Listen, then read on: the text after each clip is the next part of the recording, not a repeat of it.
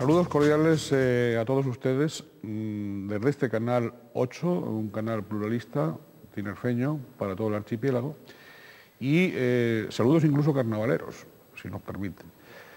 Y tenemos que hoy dar la bienvenida en este programa de Directo al Objetivo a don Ángel Llanos Castro, que es secretario general del Partido Popular en la isla de Tenerife, y consejero de Relaciones Institucionales también del Cabildo tinerfeño. Don Ángel ha estado ya en este canal, ha participado en debates, en distintos debates, pero no le habíamos hecho pues una entrevista, digamos amplia, que es lo que vamos a intentar realizar hoy. Y vamos a, en la medida que él nos lo permita, vamos a acercarnos pues a su trayectoria, a sus ilusiones, a sus desvelos, también a sus dudas y a sus críticas. Vamos a intentar conocer un poquito más quién es, cómo piensa y cómo actúa don Ángel Llanos. Don Ángel, muy bienvenido. Bien hallado, muchas gracias, encantado de estar con ustedes. Bien, usted es chicharrero, tiene 34 años, parece que su carrera política lleva a la velocidad de los meteoros, digo su carrera política. ¿Se ha parado alguna vez a pensar en ese ritmo o es que no hay que considerarlo ese ritmo vertiginoso?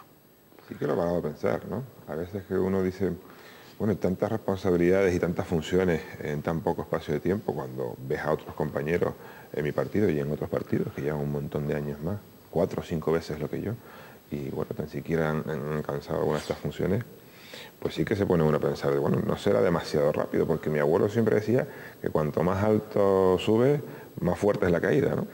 Lo que pasa es que en política, por la gente experta, por la gente con la que yo me suelo asesorar, con la que suelo hablar, para que me den, como se suele decir, los variscazos en las canillas cuando me equivoco, gente incluso como expresidentes del Cabildo, me dicen, mira, pero es que la política es tan corto, la dedicación política activa en puestos de responsabilidad es tan rápido, los acontecimientos de esta mañana, esta tarde ya no son noticias, ya no son importantes, que hay que aprovecharlo también al 100%. Sobre todo es parte de un convencimiento personal, de que esto es una actividad provisional en tu vida, que volverás a tu trabajo, a tu actividad profesional, y que por lo tanto debes esforzarte al 100%. Sobre todo también porque no nos olvidemos que a los políticos nos pagan los ciudadanos, nos pagan los impuestos de todos los vecinos, y por lo tanto yo creo que hay que rendir conforme a ese esfuerzo de la gente que paga tu sueldo, ¿no? Darte al 100% y entregarte al máximo. Bien, en ese rápido ascenso, digamos, poco habitual en política, usted lo ha comentado y es cierto, han prevalecido sus talentos naturales, la escasez de figuras activas dentro del Partido Popular de Tenerife o la magnífica relación suya con los máximos cargos de su partido en la isla y en el archipiélago. Bueno, yo creo que al final es un poco un compendio de todo. No nos podemos olvidar que cuando los partidos se dotan de órganos de dirección, las personas que mandan en los partidos, al fin y al cabo, de una manera o de otra, están respaldados o elegidos por los afiliados, por las bases. El PP tiene una implantación social grande en la isla, que después no se traduce en resultados electorales, pero por ahora no. Pero sí que tenemos casi 10.000 afiliados. Nos faltan creo que 30 y pico para tener los 10.000. Y esos son los que nos votaron. Entonces, si usted me dice, ¿cuál es la razón? Pues evidentemente, cuando estás dentro de un equipo, lógicamente es que hay una cierta afinidad con el líder. Yo creo que tenemos una líder magnífica, como es Cristina Tavío. Y también con este partido, es un partido presidencialista, porque así lo hemos querido los afiliados del PP y así lo elegimos en cada congreso cuando aprobamos nuestras normas, y evidentemente también existe una afinidad con José Manuel Soria, que yo creo que será el mejor presidente de la comunidad autónoma que tengamos nunca, ¿no? Entonces, la afinidad siempre es parte de ello. En modo alguno creo que la razón, don Ricardo, sea la ausencia de otras personas. Yo creo que tenemos un magnífico conjunto de equipos. Otra cosa es que sean poco conocidos. Y eso es cierto, ¿no? En el PP siempre nos cuesta mucho trasladar a la gente, a los vecinos, a los ciudadanos, las caras de nuestros políticos, de nuestros líderes. Pero tenemos gente en nuestros 31 municipios, ¿no? Pero ustedes no son tímidos. No, Partido Popular. No, lo que pasa es que no es lo mismo con una representación de 2 o 3 concejales en un municipio, llegar a la gente que teniendo la alcaldía. Claro, lógicamente el alcalde es mucho más conocido que un concejal de la oposición. Bien, dediquemos, si a usted le parece bien, algún inciso a su actividad profesional. Cursa los primeros estudios en el Colegio La Salle, San Ildefonso, los de bachillerato superior en el Instituto de Ofra, ¿no? Y los de secretariado informático en Cienmar. ¿Qué tipo de recuerdo guarda de los centros mencionados, de los profesorados, de los condiscípulos? Pues totalmente diferente.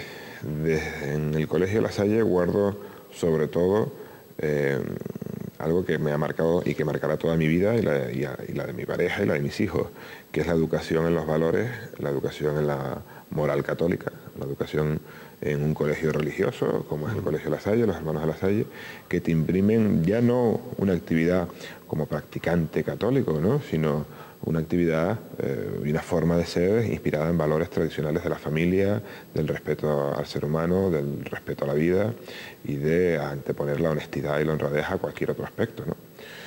Sin que eso quiera decir que renuncies a otras cuestiones, evidentemente, ¿no?, porque no somos, no se lo digo desde un punto de vista conservador, sino desde un punto de vista de que hoy quizás se están echando en falta, incluso los profesores los primeros que lo dicen, el respeto del alumno al profesor. Nosotros en La Salle tenías que respetar por narices, ¿no? Luego en el Instituto de Ofra todo lo contrario, de un centro concertado a un centro público en uno de los barrios que en ese entonces era de los más deprimidos de la ciudad, a mediados de los 80 y que todavía hoy lo sigue siendo, pues ciertamente hay un cambio radical y me permitió formarme como persona pues rodeado de chicos jóvenes de una clase social completamente diferente a la que estaba acostumbrado yo en La Salle, y eso también me hizo modelar un poco mi carácter, ¿no? Y luego, a nivel profesional, el último año, 2 o 3 años antes de entrar en mi trabajo, pues evidentemente desde el punto de vista del conocimiento de lo que es la administración en las empresas, de lo que es la gestión económica y financiera, desde el punto de vista también de las nuevas tecnologías en las grandes empresas, que es al fin y al cabo a lo que me dediqué, ¿no? Claro, a partir de 1970 trabaja usted de auxiliar y de gestor administrativo en el Santa Crucero Colegio Público de los Gladiolos y en Covega, respectivamente, ¿no? En el colegio como auxiliar, en Covega como gestor administrativo y también después posteriormente en la fábrica de Coca-Cola en Tacoronte, ¿no? Ahí en Tacoronte usted ejerció de operador del sistema de control de producción. ¿Se encontraba usted en esos trabajos realizados satisfecho o esas ocupaciones le venían estrechas? No, también las 2 profesiones, los 2 puestos de trabajo que he tenido en mi vida son completamente diferentes. O sea, mi tarea en el Colegio Público Los Gladiolos, fruto de haber ganado una oposición, pues fue realmente muy formadora también para mi carácter, porque Los Gladiolos, por desgracia, era y sigue siendo una zona con unos profundos problemas de drogodependencia, de prostitución en aquella época, terribles, ¿no? Los chicos venían y hay anécdotas tremendas. Y en Covega, en el concesionario de Coca-Cola para Canarias, es todo lo contrario. Yo llevo 14 años ahí, estoy en excedencia en la actualidad, sí, claro. Y si Dios quiere volveré a jubilarme o cuando me toque, cuando acabe mi carrera política. Sí. Pero en Covega no me siento para nada limitado, todo lo contrario. Una multinacional que te permite el desarrollo profesional hasta donde tú quieras, ¿no? Sí, pero casi se me anticipó con la respuesta a la pregunta que le iba a formular a continuación. Es que estando usted en este momento en Covega de excedente, en excedencia, ¿proyecta reintegrarse alguna vez al puesto de trabajo o quieren mejor profesionalizarse en política? No, ni muchísimo menos. Yo soy, como decía don Fernando Fernández, como dice don Fernando Fernández, ni tu primer ni tu último sueldo debe venir de la política. Es decir, no es bueno que alguien se incorpore directamente a una actividad política sin tener una profesión detrás y un puesto de trabajo que salvaguarde de cualquier tipo de presión externa, por decirlo de una manera suave, y tu último sueldo entiendo que tampoco. Esto de profesionales de la política existen, por desgracia, muchos en nuestra comunidad autónoma y en nuestra isla. Y algunos no hay manera de tampoco de que No, acaben, ¿no? ni con sotal, como decía antes, ni con una espátula que se le puede quitar, ¿no? Pero sí que creo que uno tiene que tener una profesión, no digo triunfado, pero sí asentado a las bases de su vida, de su familia, con un puesto de trabajo, con una profesión o como profesional independiente, y a partir de ahí dedicarle un tiempo a los ciudadanos, el tiempo que ellos te elijan, mientras te sigan votando. Y en el momento en que termine, o en el que tú decidas terminar esa vinculación política, volver a tu profesión y volver a tu puesto de trabajo. Porque es que si no, tendríamos políticos como muy poco eficaces. Sí, a veces ocurre eso y así sucede en algunas administraciones, ¿no? Que por ese empeño en permanecer y en eternizarse. Sobre todo a mí me gusta mucho la legislación actual que obliga a las empresas a conceder excedencias obligatorias, para la redundancia, cuando es para un cargo público, porque si no al final solo tendríamos políticos o a los parados, o a gente que no tiene empleo, o a funcionarios. Y yo creo que hay profesionales en la empresa privada muy bien preparados, que han tenido éxito y que pueden desarrollar una magnífica labor en una actividad pública, ¿no? Hemos hablado de la familia, habla usted de la familia, de esa formación primigenia que le reconoce al Colegio La Salle San Ildefonso. Usted está casado, todavía sin hijos. Todavía sin hijos, por ahora. Por ahora, pero sí con la esperanza de tener hijos. Sin duda. O sea, para usted, la familia para usted es un valor importante. Es el fundamental. Yo creo que sin las enseñanzas que la persona recibe en la familia es difícil el poder trasladar esos valores al resto de la sociedad o al resto de las personas en las que te rodean. Respetando, por supuesto, que se puedan adquirir esos valores y llevarlos a cabo sin tener una familia, ¿no? Porque uno no dirige muchas veces lo que le sucede en la vida. Pero sí creo que los valores que se enseñan de respeto a los demás, de la capacidad de sacrificio, del esfuerzo diario, de que el sacar adelante tu vida y la de tus seres queridos no es un maná que te llega del cielo, sino que requiere de un esfuerzo cotidiano y permanente, de la enseñanza de los valores de la concordia, del diálogo como forma de expresarte. Todas esas cosas las enseñan en la familia y además yo creo que en nuestro país precisamente es uno de los países del viejo continente y de todo el mundo donde mayor valor ha tenido durante siglos los valores que se enseñan y que se inculcan en el seno de la familia. Yo creo firmemente en ello, la verdad. Y fíjese qué contradicción, siendo uno de los valores el de la familia, los apoyos y las protecciones públicas a esa institución básica, siempre van a remolque de la pereza y a remolque de la insuficiencia, ¿no? ¿Por qué? ¿Por qué las administraciones públicas no son más sensibles con la familia, ¿no? Con las familias, con las ayudas familiares, con esa protección pública de todos hacia las familias, ¿no? Es decir, ¿usted no cree que hay todavía, es una asignatura muy pendiente por parte, sobre todo por parte de algunos ministerios, de algunas consejerías, de algunas concejalías, es decir, así, en cascada, ¿no? Es decir, sí, se habla mucho, muy bien de la familia en general, pero después, a la hora de la verdad, los incentivos fiscales, los apoyos de prestaciones, no hablemos de las familias numerosas, etcétera, etcétera, pues nada, al final a las familias numerosas a veces se les mira como un exceso, ¿no? Un exceso demográfico, ¿no? Yo creo que parte fundamentalmente de ¿cómo lo diría yo? Un cliché o un estereotipo que se le impone a cualquier administración que establezca medidas de protección a la familia. De entrada se le considera que es ultraconservadora.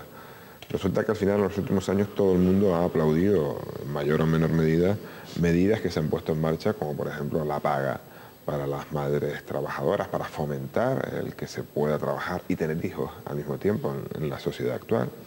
Las disminuciones en las deducciones, en la declaración de la renta por el tercero, por el cuarto hijo, en cantidades muy importantes. Y yo creo que al final llegaremos a los países, en España, alcanzaremos el nivel de los países nórdicos, que ya tienen pues licencias por nacimiento de un hijo de 18 meses, que nos parece hoy por hoy irrealizable en España, pero yo creo que estaremos encaminados hacia esa línea, o el tener una ayuda del Estado en materia de, bueno, pues de guardería durante el tiempo, el primer año y medio, para que la mujer pueda trabajar. Sí. Porque es que al final queremos una calidad de vida que evidentemente en una pareja muchas veces parte por el hecho de que los dos trabajen. Y eso, conciliarlo con la familia, es complicado si no hay una ayuda por parte del Estado. Una de las medidas que más me gustó hace poco, bueno, en la última etapa del gobierno de Aznar, fue precisamente el que las empresas que destinen X metros cuadrados de sus instalaciones a guardería para los hijos de los empleados tendrían deducciones fiscales. Y hay ideas muchísimas como esa para poner en marcha, ¿no? Claro. Don Ángel, ¿cómo se produjo su incorporación al Partido Popular? ¿Le persuadieron antes las ideas? ¿Qué ideas básicas? ¿O o le convencieron las figuras que se aproximaron a usted? Y en ese caso, ¿qué figuras? ¿Qué fue antes? ¿Ideas? ¿Personas? ¿Figuras? ¿O esa combinación? Fue tres unas razones. y otras. Tres razones. Venga. Muy claras además. La primera, yo me incorporé a finales de febrero del año 2000, más o menos casi un mes antes de las elecciones del 2000 en las que Aznar sacó mayoría absoluta, ¿no? Me convenció el trabajo que había hecho José María Aznar durante 4 años en España. Yo soy un convencido por parte de Aznar, y viendo lo que había hecho sin tener mayoría absoluta, digo, este es el líder que necesita España y estas son las ideas que necesita España. En segundo lugar, pues ciertamente cuando uno entra en un partido político influye algo de que tengas conocidos, amigos más o menos cercanos en ese partido político. Y yo nunca les he dado los nombres, y si usted me lo permite, no se ¿Va a mantenerlos? ¿Va a seguir no, porque tampoco manteniéndolos? viene mucho al caso, pero es cierto que había 5 o 6 personas que estaban y siguen estando, con los que tenía vinculación y amistad desde hace muchísimos años. Dirigentes. Y al conocerlo, al tomarte una cerveza, un refresco algún día, empiezas a comentar y dices, pues te empieza a hacer tilín este tema. Y luego, que realmente, en el año 2000, y yo creo que hoy también, entiendo que las cosas se pueden hacer en Tenerife y en Canarias mucho mejor de lo que se vienen haciendo. Y claro, uno protestar o ir a votar simplemente cuando tienes la opción de contribuir a que esa modificación de cómo se hacen las cosas pues realmente se ponga en marcha, es lo que me hizo también decidirme a entrar en política. Sí, ¿no? digamos que sus compañeros pueden estar en la línea de doña Cristina, don Fernando Fernández, etcétera, etcétera. Sí, gente más joven también. Y gente más joven. Sí. Sí. Gente de mi edad, Bien. gente incluso más joven que yo, y como digo, también gente de más de 60 o 70 años. Y fueron 4 o 5 personas que un día comentan un tema, otro día comentan otro, se te va quedando. Pero y después no... un convencimiento personal, es decir, Claro. yo creo que, vamos, sobre todo en el año 2000, la situación en la que se encontraba España y el vuelco que dio por completo en 4 años, no es algo fortuito, era fruto de unas propuestas y de unas ideas puestas en marcha, ¿no? Bien, durante el año 2000 ingresa en el Partido Popular o se vincula al Partido Popular y hoy, 2005, en este quinquenio, en estos 5 años, usted, don Ángel, ha sido, digamos, un currante, permítame la expresión respetuosa, un currante multiusos dentro en el seno de ese Partido Popular tinerfeño. Desde integrante del comité de campaña en Tenerife para las elecciones justamente de aquel año 2000, formó ya usted parte, hasta coordinador en la isla de la campaña electoral de los comicios locales, insulares y autonómicos del 2003, simultáneamente miembro del comité ejecutivo y de la junta directiva tinerfeños, así como vicesecretario de organización, etcétera. Es decir, trabaja usted ahí o tiene responsabilidades múltiples, múltiples. El peso de esos quehaceres alguna vez le ha llegado o le ha llevado pues a cierto cansancio o al ver cómo es la política, incluso en el seno, dentro de los propios partidos, las cosas que a veces suceden, le ha llevado pues a desanimarse o a lanzar la toalla, o sin lanzar la toalla a tener dudas en esa continuación. Y sobre todo también a pesar de tanto esfuerzo o con tanto esfuerzo, pues el encontrarse con unos resultados electorales que a veces pues no Seguramente para los que han trabajado en pro de conseguir mejores resultados, pues los resultados finales no les han llenado digamos, de euforia, ¿no? En esos momentos usted ha tenido a veces puntos de debilidad, ¿o no? Yo comparto con Cristina una reflexión que ella siempre hace, que es que en política hay que aplicar las 3 P. Las 3 Ps. Las 3 Ps. Que Ustedes no aplican 2, sino 3. 3. Son paciencia, prudencia y perseverancia. Bien. Entonces, sí que es cierto que hay momentos muy duros. Esto no es una actividad sencilla. Los sinsabores, sobre todo desde el punto de vista del desgaste familiar y desde el punto de vista del desgaste personal, porque cuando otro partido te critica, es difícil diferenciar esa crítica de tu actividad política de tu ser, claro, de tu vida personal, ¿no? Sí. Y quieras o no, te erosiona incluso hasta en tu profesión, ¿no? Yo le pongo un ejemplo. ¿Quién se va a poner en las manos hoy en día de Román Rodríguez? Claro. Después de haber pasado 4 años y las críticas que él tuvo, pues difícil que alguien vaya a un médico, a una consulta médica de Román Rodríguez, porque el desgaste personal que tuvo no solo fue como político, sino también en su profesión. Y esa parte es muy dura. En el caso, perdone, ha buscado usted un ejemplo un poquito así, su hija, si me permite el comentario, pero como no está aquí el presente no vamos a ahondar.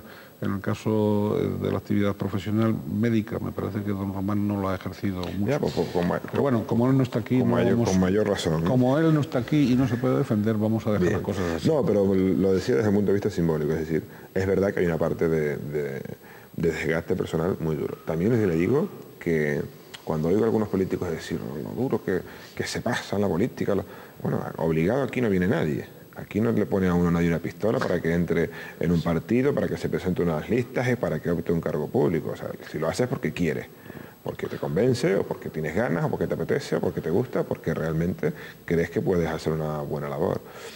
Pero sí que es cierto que al menos yo me planteo las cosas en una dedicación al 100%. Esto de las medias tintas no va conmigo. No va. En todos los ámbitos de mi vida y en otras ocupaciones que he tenido ha sido siempre igual. O estoy o no estoy. Pero de esto de estar a tiempo compartido, el time sharing, ¿no?, al 50%, conmigo no va. Y para nada me arrepiento de los momentos duros. Los momentos difíciles lo que te hacen es aprender, te hacen reforzarte, te hacen ser un poquito más duro en tu carácter y que, bueno, las críticas cuando van directamente dirigidas a tratar de molestar o de herirte, pues las obvias, y cuando van dirigidas ya empiezas a saber distinguir cuando una crítica va dirigida a que desde un punto de vista constructivo corrijas una decisión, ¿no? Cuando usted lee o escucha que el Partido Popular de Tenerife pues está al servicio, porque se lee y se escucha a veces, al servicio de don José Manuel Soria y de los intereses gran canarios que él prioriza como presidente del Cabildo de Gran Canaria, ¿usted, don Ángel, en su fuero interno asiente o discrepa y por qué? ¿Se indigna? ¿Le da igual? No, cuando oigo esas críticas que se suelen intensificar, o esos comentarios se suelen intensificar cuando se acercan las elecciones, lo que me producen es satisfacción, porque es cierto que hay un temor en el Coalición Canaria y en el Partido Socialista Obrero Español a lo que representa José Manuel Soria. Es decir, es el político más votado por su circunscripción electoral de toda la democracia canaria en una candidatura al gobierno de Canarias. Es decir, él obtuvo casi 200.000 votos en Gran Canaria y Adán Martín escasamente 120.000 votos por Tenerife. Y a Juan Carlos Alemán no le cuento ya, ¿no?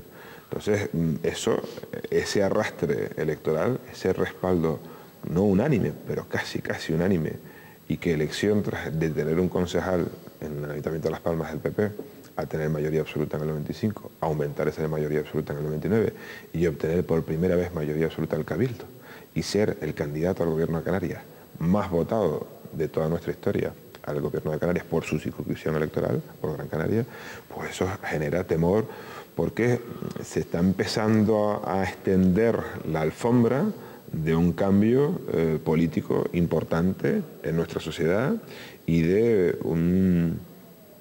un caso muy interesante de englobar todo el centro derecha canario, todas las personas moderadas de centro o de centro derecha de Canarias en torno a la figura de un líder. Y me parece que lo vamos a ver pronto, en 2 años escasamente, el liderazgo de Soria. Por eso creo que las críticas de que el PP está manipulado es porque todavía hay un sector de la población a la que se le puede influir gracias al pleito insular. Y se critica a Soria por el mero hecho de ser de Las Palmas, ¿no? Bueno, habría que, cuando usted habla de 200.000 votos del señor Soria, de 120.000 de don Abel Martín, habría que ponderar la población votante de una y otra circunscripción, los porcentajes obtenidos, etc. Pero bueno, no vamos a entrar, es lógico que usted barra para casa. No, pero son datos objetivos. Sí, pero datos que hay que ponderar porque no hay igual número de electores. Digo, si vamos en términos absolutos. Hay menos bueno, pero usted ha hablado de la circunscripción, bueno, también he querido entender una circunscripción insular. Un poco, si vamos a la circunscripción insular, sí. Bien, pero bueno, usted barre para casa, etcétera. Bien, de todas maneras, con la repetición de esa imagen, de, digamos, de sometimiento o de servidumbre, etcétera, al liderazgo de un presidente regional, como es don José Manuel Soria, tan fortalecido como insularizado en la isla hermana de enfrente, de Gran Canaria, ¿no? La idea del archipiélago en conjunto y en concreto, la isla de Tenerife, en la isla de Tenerife, con don José Manuel Soria, de presidente de Canarias, tiene futuro, bueno, el PP sí, pero Tenerife, la isla de Tenerife, los intereses de Tenerife, porque él no va a renunciar a priorizar los intereses de Gran Canaria, ¿o sí? Yo es que lo que la pregunta que usted acaba de hacer, discrepo tantas cosas que no sé por dónde comenzar. Sí, me parece muy bien que usted discrepe. Vaya usted... No, o sea, yo le digo, primero no hay sometimiento del partido, de nuestra organización en Tenerife a José Manuel Soria. Al contrario, lo que hay es respeto, apoyo y respaldo permanente por parte de Soria a nosotros en Tenerife. ¿En qué influye José Manuel Soria en Tenerife? Pues influye en ser un ejemplo como persona, como político y como líder a seguir por los dirigentes del PP en la isla. ¿Él se inmiscuye en las decisiones de Tenerife? No, cuando se lo pedimos. Es decir, si tenemos que decidir en nuestra isla si hace falta más o menos seguridad, más o menos infraestructura, apoyo a una u otra actividad social, económica o de educación en la isla, lo decidimos en Tenerife en nuestros órganos de dirección, además que somos 100 y pico personas en la Junta Directiva Insular del partido. Y la influencia de José Manuel en los asuntos de la isla es en tanto en cuanto nosotros se lo pidamos, ¿no? ¿En qué puede cambiar o influir si José Manuel Soria gana las elecciones al gobierno de Canarias en el año 2007 Tenerife? Lo mejor que le puede pasar a la isla es que Soria sea presidente del gobierno de Canarias. Pero no se lo digo desde un punto de vista subjetivo partidista, o como usted dice, barriendo para casa, sino porque si uno va a Las Palmas en el año 95 y va en el año 2003, ve que esa ciudad estaba en el fondo del pozo, del barro y del lodazal más esperpéntico. Las Palmas era realmente un sitio desagradable donde ir, uno iba allí, olía hasta mal, no sé si usted lo recuerda. Sí. Sin embargo, Las Palmas hoy es una capital del primer nivel europeo. Y Santa Cruz se está quedando dormida, yo se lo he dicho muchas veces a los dirigentes de ATI, ¿no? A ver si empezamos a espabilarnos, incluso un poco desde el corazoncito como chicharrero, ¿no? Porque el cambio radical que Soria ha hecho en Las Palmas, si y el que se va a producir ahora en la isla de Gran Canaria, si algún día los canarios tenemos la fortuna de que lo hagan toda Canarias, mucho mejor nos irá nuestra calidad de vida. Es lo mejor que le puede pasar a la isla. Por supuesto, conste una cosa, que cuando yo le hago estos planteamientos no es que mi pensamiento sea ese, sino que yo, como aprendí de periodista, tengo que trasladarle a usted estados de opinión que usted además sabe que están ahí y que no me los invento al planteárselo. Pero bueno, no estoy justificando, sino simplemente haciendo una leve aclaración. Evidentemente, yo no niego en absoluto la capacidad gestora del señor Soria, faltaría más, es decir, en absoluto. Sin embargo, hay que considerar también que junto con esa capacidad, con esas dotes de dirigente, de alcalde, en este caso concreto que usted menciona para la ciudad de Las Palmas, también se encontró con unos apoyos económicos, supo aprovechar la etapa del gobierno del Partido Popular en el conjunto del Estado, en el Estado español, en el gobierno central, supo aprovechar bueno, pues las relaciones dentro del gobierno autónomo, etcétera, del cabildo, en ese caso de su propio cabildo en la medida de lo posible, menos ya, menos. Pero evidentemente, digamos que dispuso de unos recursos que yo no voy a censurar, porque todo lo que sea promocionar una isla es promocionar el archipiélago, dicho así, y una ciudad, pues es enriquecer el conjunto. Pero a veces ahí sí que ha sido, digamos, porque la tarta es la que es, y a veces la parte más chiquitita de la tarta pues se ha quedado para Tenerife y se ha quedado para... Y yo no estoy entrando en el pleito, estoy entrando, no es cuestión de entrar en las cifras, ni en los porcentajes de inversión y de dedicación a una ciudad y a otra.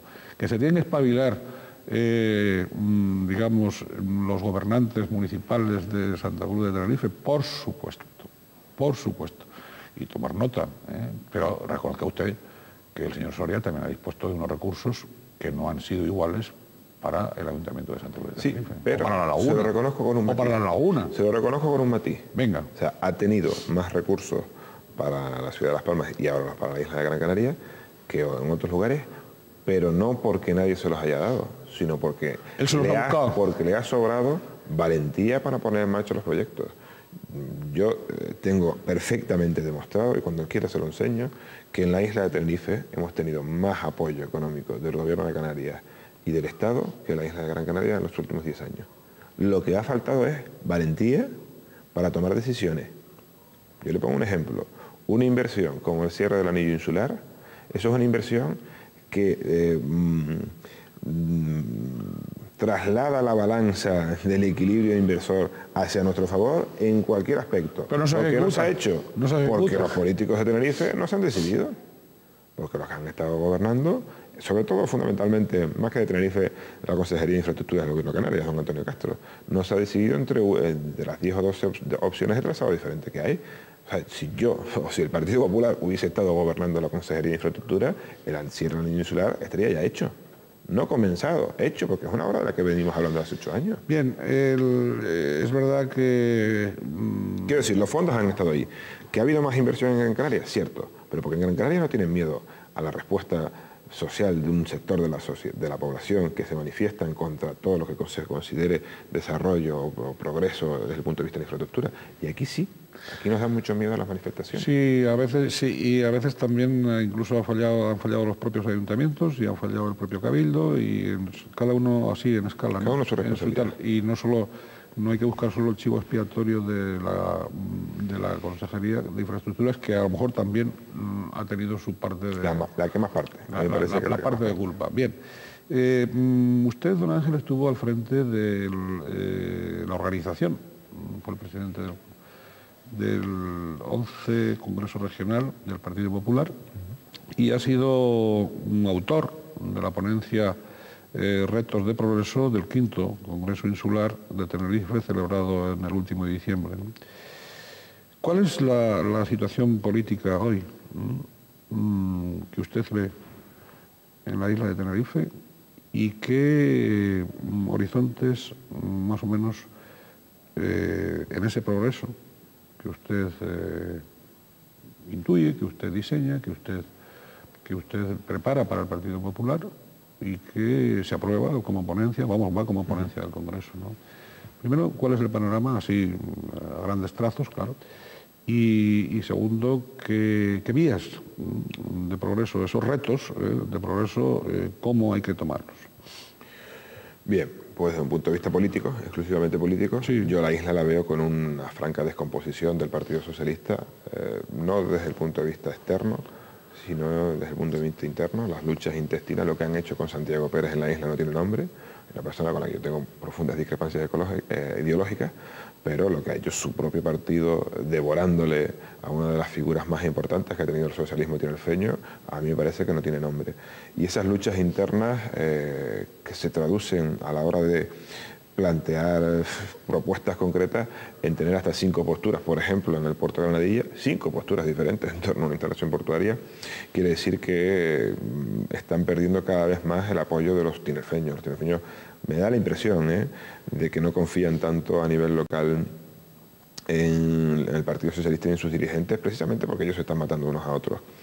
De ahí que cada vez hay un mayor respaldo social a los que representamos las ideas y las propuestas y los valores de centro-derecha, que afrontamos con reformas una y otra vez los problemas que tenga la sociedad sin ningún temor, aplicando un programa electoral que las protestas o la respuesta social pues puede hacerte pensártelo un poco mejor las cosas, pero que no tienen que alterarte una línea que tú te marques. Ahí está defendiendo tanto al Partido Popular como a ti, Coalición Canaria. Sí, es cierto. O sea, ¿quién, lo que es lo que le voy a decir ahora, en el 2007, quién sacará más rentabilidad de este cambio ideológico que se está produciendo en la isla? Mire, no lo sé. Yo espero que sea el Partido Popular. Pero sí que es cierto que con Coalición Canaria son más las cosas que nos unen que las que nos separan. Y yo cada vez que digo esta frase me dicen algún periodista, es que usted está plegado a Coalición. Mire, pues no, pero es una realidad. O sea, nadie se extraña de que yo gobierne con Ricardo Melchor en el Cabildo o que Cristina gobierne con Miguel Serolo. Lo extraño sería, lo que era extraño es que Adán Martín y Román Rodríguez estuviesen juntos, ¿no? Pero nadie se extraña de que dos personas con la forma de pensar de Cristina y Miguel o de Ricardo y yo, pues gobernemos juntos porque queremos prácticamente la misma cosa, con una distancia. Que ellos pero porque ideológicamente tampoco tienen discrepancias insalvables. Sí, ellos son nacionalistas, ¿no? Y el nacionalismo por definición es excluyente. El nacionalismo tiene unos límites temporales o físicos o geográficos y... pero con ustedes, perdone que le interrumpa, pero con ustedes no son excluyentes. No, digo por definición. No estoy hablando de la persona, sino por definición. Y el nacionalismo en una Europa de 25, de tantos millones de personas, pues casi que dentro de pocos años será algo, una anécdota del pasado, me da a mí la impresión, dentro de un par de generaciones quizás, ¿no? No aquí en Canarias, en toda Europa. Estábamos con el panorama político. Bien, eso es el panorama político. Y desde el punto de vista de retos, de progreso, yo creo que tenemos fundamentalmente dos directamente relacionadas con un mismo nexo común, que es el empleo. Tenerife sigue teniendo unas tasas de desempleo muy altas, pese a que se ha producido un milagro en la isla. ¿Cuál? Yo creo que no hay ningún otro lugar de España. ¿Ha habido algún prodigio? Mira, le voy a poner el dato, ¿no? Yo cada vez que lo veo digo, pero ¿cómo es posible? Entre el año 96 y el 2004 se vinieron a vivir a nuestra isla 160.000 personas más.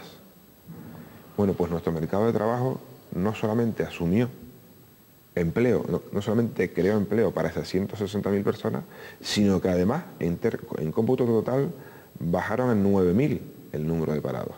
Y eso es un dato impresionante. O sea, eso habla de una fortaleza de desarrollo económico tremendo, que yo creo que no existe en otro lugar de España, ¿no?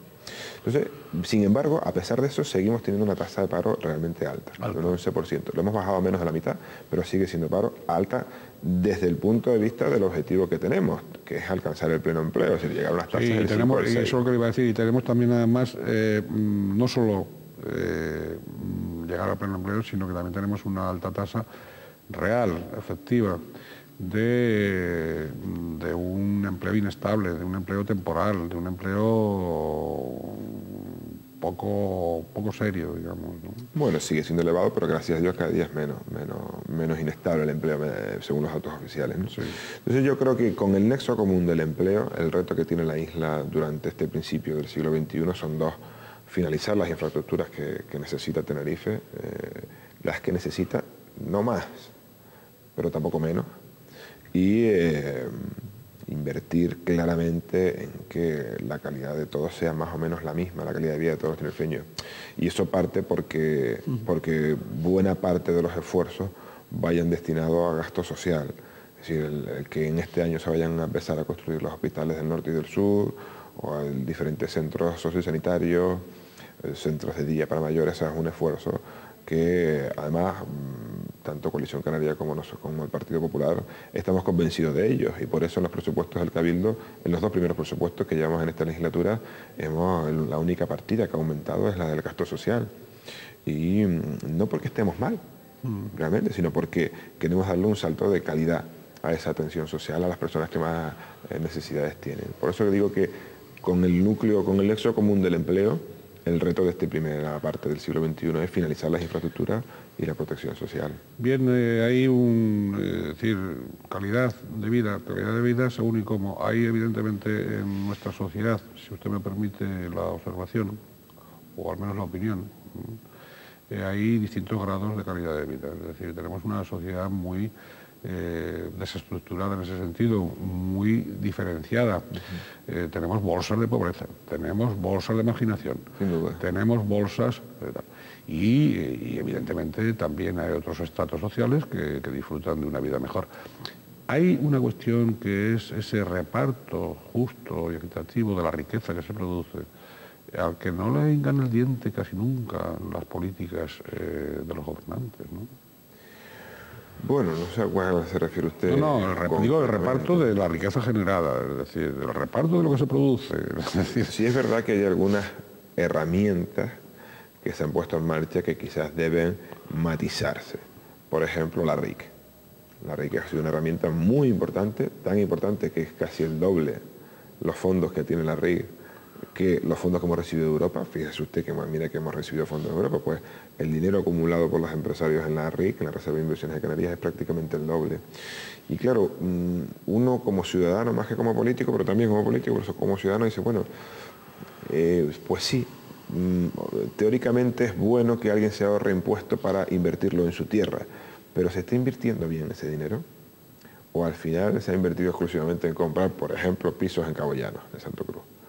Porque yo he hecho en falta que se establezcan por parte de la Administración, y lo hemos planteado en varias ocasiones, medidas para que esa RIC se pueda invertir, pues ¿por qué no?, en construir una piscina, o un polideportivo, o un centro de mayores, que sea asumible prefinanciar obra pública por parte de las empresas constructoras. A mí me parece que es a lo que tiene que tender esta sociedad. Lo que pasa es que, claro, cuando uno habla de estas cosas, enseguida se le dice, es que usted está vinculando la administración con la empresa privada. Digo, bueno, y si esa vinculación es para bien, ¿qué problema hay? Yo no lo entiendo el sacralizar o demonizar a los empresarios. Si el empresario es el que genera empleo, el empresario es el que contrata a la gente, el empresario es el que hace que las familias cada vez ganen más, el empresario es el que aumenta. Evidentemente después está el esfuerzo personal del trabajador. Claro, si un trabajador es un gandul, pues difícilmente se podrá desarrollar. Pero yo soy un firme convencido que la sociedad, vamos a ver, el dinero es el que es. O sea, en cada territorio, en España, en Canarias o en Tenerife, el dinero que hay es el que hay. La decisión está en que si la mayor parte de ese dinero debe estar en manos de la administración o en manos de la sociedad. Yo creo que cuanto más en manos de la sociedad esté, mejor. Que la administración lo único que debe hacer es establecer medidas y marcar líneas y establecer políticas y normas. Pero hay otro modelo, que es el socialista, que es cuanto más en manos de la administración, mejor. Yo sé cómo dirigir. Yo creo que no. Yo creo que cada vez hay que bajar más los impuestos, cada vez hay que poner más facilidades a las empresas, a los emprendedores, a los pequeños y medianos comercios, para que tengan más el dinero en manos de la sociedad y menos dinero en manos del Estado. Es la única... Bien. Es el secreto del éxito, ¿no? Yo me inclino para que vaya más dinero al bolsillo del ciudadano. Claro. Al bolsillo del ciudadano. Bien, en su condición de portavoz del Partido Popular en el Cabildo de Tenerife, ¿qué le parece el estado de seguridad en la isla? Seguridad, inseguridad. Francamente mejorable, y a punto de cumplirse un año del cambio de gobierno en España, en una caída en picado, en Barrena. ¿Vamos a menos, a peor? Nosotros estamos profundamente preocupados. Este es un asunto muy delicado. La calidad de la seguridad ciudadana debe ser siempre un objetivo que estará para siempre, porque claro, un ayuntamiento, un cabildo, un gobierno de Canarias, cualquier administración, se plantea hacer un edificio y sabe cuándo empieza y sabe cuándo se acaba.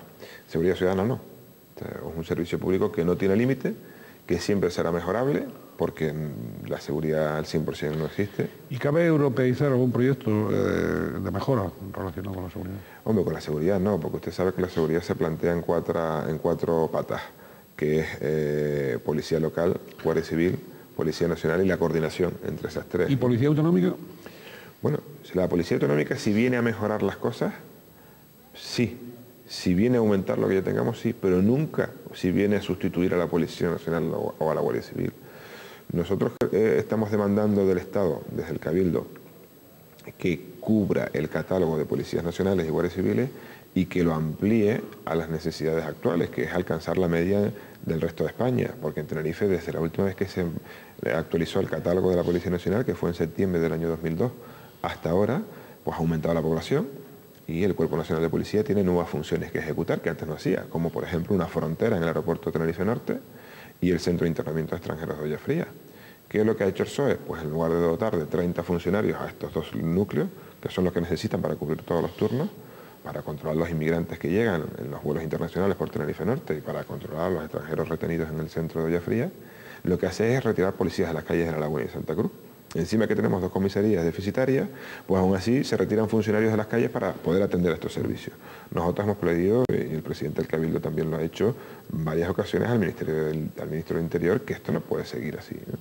Don José Segura, el delegado del Gobierno, en junio, sin que nadie se lo pidiera, se comprometió que antes de finalizar el año 2004 vendrían 1000 policías a Canarias. Y la realidad es que el viernes de Carnaval se acaban de ir 82 funcionarios que han finalizado su periodo de práctica, que estaban en las calles colaborando en la mejora de la calidad de la seguridad ciudadana, se han ido, las ha retirado el delegado del Gobierno hacia otros territorios de la península. Es un asunto que nos preocupa, en el que no queremos, como se dice políticamente, hacer sangre ni ser excesivamente críticos con el Partido Socialista, que es el que tiene la responsabilidad en el Estado, o con el delegado del Gobierno, porque ahuyenta turistas el decir que hay inseguridad en Tenerife. Y eso nosotros no lo vamos a hacer. Lo hizo don Domingo Medina y lo hizo don José Segura durante 4 años, cuando era Pilar Merino la subdelegada o Antonio López el delegado del Gobierno. Nosotros no lo vamos a hacer, porque el que lee el periódico aquí lo lee también en Valencia o lo lee en París o en el Reino Unido. Pero sí que hay que demandar permanentemente que el Estado cubra la plantilla, porque tiene el personal suficiente para hacerlo. Es decir, el aumento de plazas en los cuerpos y fuerzas de seguridad del Estado, que se aprobó en el año 2001 y en el 2002, se están incorporando ahora en el 2005 y lo harán en el 2006 y en el 2007, porque son un proceso de 3 o 4 años la formación. Lo único que estamos planteando es que de esa cantidad ingente de nuevos funcionarios que se van a incorporar, fruto de las ampliaciones de las plantillas de la etapa del gobierno del PP, pues que se nos destine a Tenerife la parte que necesitamos para alcanzar la media del resto de España. Además de portavoz del Grupo Popular, en el Cabildo de Tenerife es usted consejero de Relaciones Institucionales. ¿Cuáles son los cometidos concretos de esa responsabilidad, de ese departamento pues insular? Tres líneas de trabajo tenemos. Una es el impulsar las grandes infraestructuras que están pendientes para la isla, concretamente el Tren del Sur, el cierre del anillo insular, el puerto de Granadilla y la segunda pista del aeropuerto Reina Sofía, que creo que además que van francamente bien. El segundo es la mejora de la calidad de la seguridad ciudadana. El Cabildo este año, de hecho, en este año 2005, a través de la consejería que dirijo, va a invertir de nuevo una gran cantidad de dinero en la mejora de la calidad de la seguridad ciudadana. Es decir, a Dios rogando, pero con el mazo dando. Es decir, reclamamos del Estado el número de policía que necesitamos, pero también vamos a invertir. No sé si recuerda que la última vez fue hace 6 años. En equipos, quiere decir. Exactamente, hace 6 años el Cabildo invirtió 200 millones en 5 años en vehículos. Este año va a ser 100 millones en un solo año, pero no va a ser en vehículos. Va a ser en subvenciones para los viajes de los nuevos policías nacionales de Tenerife y en abaratar los gastos de formación a los tinerfeños que quieran incorporarse a la Policía Nacional, porque es cierto que vienen funcionarios, pero no, también es cierto que son muchos los que se van, lógicamente, porque quieren volver a su tierra. Claro. Lo que buscamos es que haya más tinerfeños en el Cuerpo Nacional de Policía y se los vamos a poner las cosas mucho más fáciles, sobre todo desde el punto de vista económico. Y también vamos a invertir en las policías locales por primera vez en toda la democracia. El Cabildo de Tenerife va a hacer una inversión cercana a los 500.000 euros en mejorar los medios materiales humanos y las instalaciones de las policías locales, porque policía local sabe dónde está el pequeño delincuente, el que molesta del robo de la cartera o del móvil, esos pequeños delitos que molestan mucho a la gente.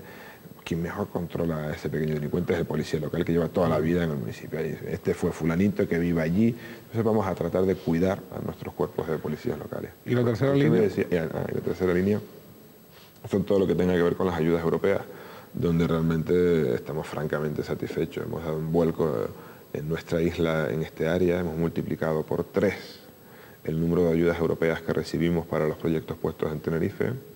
Hay líneas de financiación que nunca había tenido el Cabildo y que ahora no solo las tenemos, sino que somos la administración local líder de Canarias, Azores y Madeira en todas las estadísticas. Nos hemos convertido en menos de la mitad de la legislatura en los primeros en número de ayudas recibidas. No hay ninguna otra administración local que reciba tanta ayuda como nosotros. Y la segunda está muy lejos de nosotros, que es el Cabildo de Gran Canaria. Somos la administración local líder en respaldo social. Tenemos más de 100 socios de 9 países, 8 europeos y 1 africano, respaldando los proyectos que ponemos en marcha. Somos los líderes en número de proyectos aprobados, porque 2 de cada 3 propuestas que presentamos a Bruselas en el último año y medio nos las han aprobado, un porcentaje muy alto, del 60 y pico %, y el reto está que con la ampliación a estos 10 nuevos países no perdamos ayuda, sino que de aquí a los próximos 3-4 años sentemos las bases para que los fondos económicos que recibimos sigan siendo como mínimo los mismos. Oiga, y ustedes, ¿usted cree que ya se ha llegado a una armonía, a la armonía necesaria, sobre todo sin tener todavía una ley, una norma no definitiva, pero más proporcionada? Las relaciones entre consejerías del gobierno, cabildo, ayuntamientos, las relaciones, digamos, entre esas instituciones, ¿eso no entra dentro de la competencia concreta suya? No, mi competencia son las relaciones del Cabildo con el Estado y con la Unión Europea. Ya. Pero como político y como portavoz de mi partido sí que le puedo opinar sobre lo que usted dice. Sí, pues venga, yo creo que ciertamente en España, durante la vigencia de la Constitución española que llevamos hasta ahora, se ha producido la mayor descentralización de competencias del mundo. No hay ningún otro país en el mundo que tenga un Estado tan descentralizado como España. Se parecen en algo los Länder alemanes, pero ni comparación con lo que son competencias que no tiene el Estado y que tienen las autonomías. ¿Qué es lo que sucede? Que ahora la comunidad autónoma se ha convertido en un nuevo centralismo. Ahora las comunidades se niegan a transferir esas competencias que han recibido del Estado y ese dinero que reciben del Estado, transferírselo a los cabildos. Y yo creo que hay que hacer ahora la segunda descentralización. ¿Y la de los cabildos o los ayuntamientos? Por supuesto. Yo no entiendo cómo la consejería, en la legislatura anterior, cuando Marcial Morales era consejero de Asuntos Sociales, aprobó, recuerdo, la norma de las guarderías, de dónde tenían que estar las guarderías. Y yo, bueno, ¿cómo un señor de Fuerteventura, desde una consejería autonómica, puede decirle a Fasnia dónde tienen que estar sus guarderías? Será el alcalde de Fasnia o el ayuntamiento de Fasnia el que diga dónde tienen que estar. Y esa, por poner un ejemplo, pero hay muchos más. Turismo, educación, sanidad, obras públicas, hay muchas competencias que yo creo que se ejecutan mejor desde el ayuntamiento, porque al fin y al cabo el vecino cuando tiene un problema no va a la consejería del gobierno de Canarias y tampoco va mucho a las del cabildo. A quien va es al alcalde o a su concejal, incluso va a su casa a tocarle, oiga, ¿cuál es el problema? Cuando realmente no tienen las competencias. Yo creo que sí que hay que traspasarlas. Fíjese, se nos ha ido el tiempo y se nos ha hecho corto, por supuesto, para la cantidad de asuntos que tenemos pendientes todavía, o que yo pretendía formularle, ¿no? Pero se nos va el tiempo. De manera que vamos ya en la recta final de la conversación. Yo quería un poco que me enjuiciase... Pues, bueno, antes que nada, ¿ustedes se sienten a veces comparsas de Coalición Canaria, ATI o en el Cabildo? Bueno, eso pues, la pregunta lo hace por el carnaval. Sí, claro. No, para nada, al contrario. Lo que estamos demostrando en el Partido Popular es que somos gente seria, que cumplimos lo que firmamos y que cumplimos nuestros acuerdos y que se puede confiar en el PP. Si el PP da una palabra, realmente adquirimos pocos compromisos, son 5 o 6, pero los que adquirimos, sean verbales o por escrito, los cumplimos. Y yo creo que hay que anteponer los intereses de la gente a los intereses de tu partido. Y esto a mí me suele traer muchas complicaciones, pero el votante debe saber de que los dirigentes del PP, primero que nada, ponen a la persona. Y después, si además se puede beneficiar electoralmente el partido, mejor que mejor. Pero primero que nada hay que arreglar los problemas a la gente. Y yo creo que se arreglan mucho más los problemas a la gente teniendo unas administraciones públicas fuertes. Te pongo el ejemplo del Cabildo. Un respaldo de 2 de cada 3 tinerfeños apoyan este gobierno, el gobierno de Coalición Canaria del PP. 2 de cada 3. Nunca antes habíamos tenido un cabildo donde está apoyado el gobierno por 19 de 29 consejeros, solamente 10 están en contra, que son los del PSOE.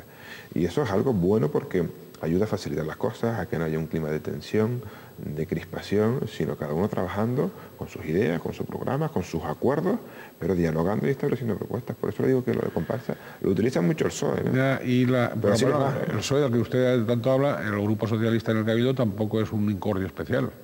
No, porque la verdad es que bastante tienen que ponerse de acuerdo entre ellos mismos.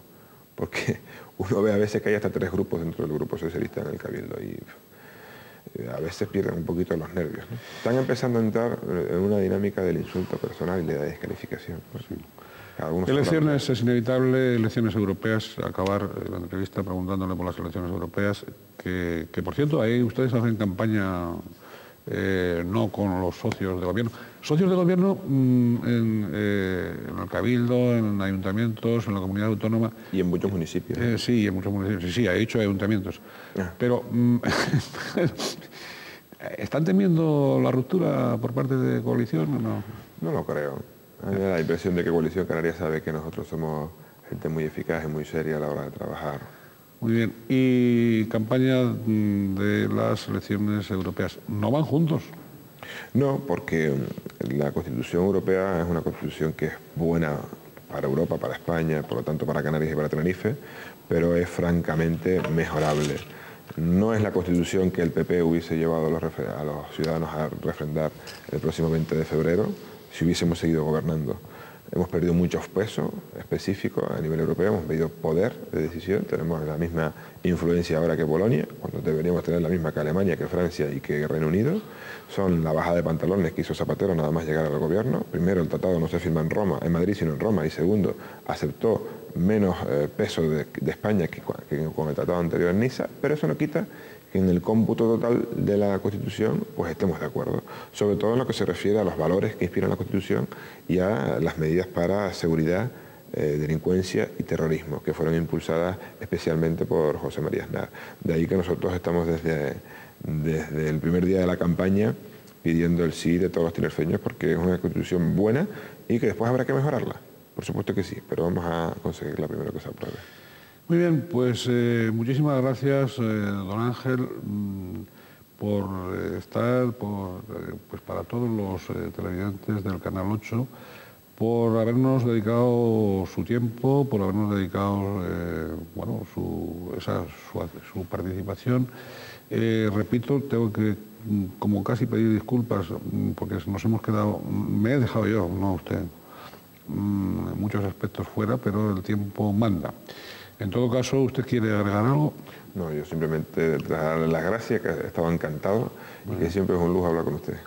Muy bien, pues muchísimas gracias igualmente.